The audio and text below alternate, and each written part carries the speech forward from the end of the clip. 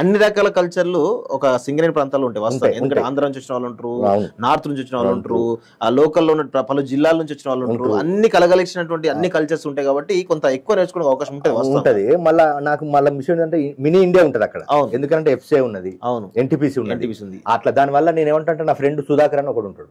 వాడు ఏజెన్సీ ఈ sprays at the same time కొన్ని అవి కొన్ని మంచి ప్రోడక్ట్లు వాడు మార్కెటింగ్ చేసుకున్నాడు అక్కడ డీలర్. వానితోటి ఈ మా ఈ ఏంటిది కిరాణా షాపులు అట్ ది సేమ్ టైం ఈ ఇటుకి తిరిగేటప్పుడు వాడు అంటే మార్కెటింగ్ ఏజెన్సీ కదా, వానితో తిరగడం వల్ల ఎన్టీపీసీ ఆ మినీ ఇండియా చూడడం, వెబ్సై తిరగడము, అటు రామగుండంకి వెళ్ళడం. రామగుండం కంప్లీట్ గా అక్కడ ఒక డిఫరెంట్ కల్చరు, ఆ చుట్టూ గ్రామాలు.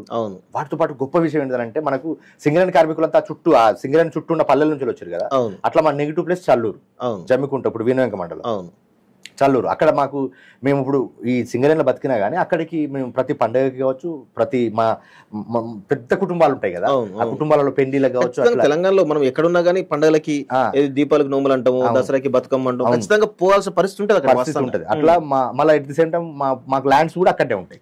అట్లా గ్రామీణ వాతావరణము ఈ సింగరేణిలో ఈ వాతావరణం నుంచి వెళ్ళి కొంత ఆర్ట్ ఫార్మ్స్ దగ్గర అవ్వడం, ఆర్ట్ ఫార్మ్స్ దగ్గర అయ్యి ఆ 10th అయిపోయిన తర్వాత ఇంటర్కి అట్లా కష్టపడి ఇంటర్ చేసి ఇంటర్కి వొకేషనల్ కోర్సులో చేరాను. ఆ వొకేషనల్ కోర్సు నుంచి వెళ్ళి మళ్ళీ సేమ్ అప్రెంటిస్ కోసం జనగాంలో అప్రెంటిస్ చేసి కొన్ని రోజులు ఇక్కడికి వచ్చి హాస్పిటల్లో పనిచేసుకుంటూ అయితే ఇంత పరిణామ క్రమంలో నాకు సినిమానే దగ్గర ఉన్నది ఎక్కువ.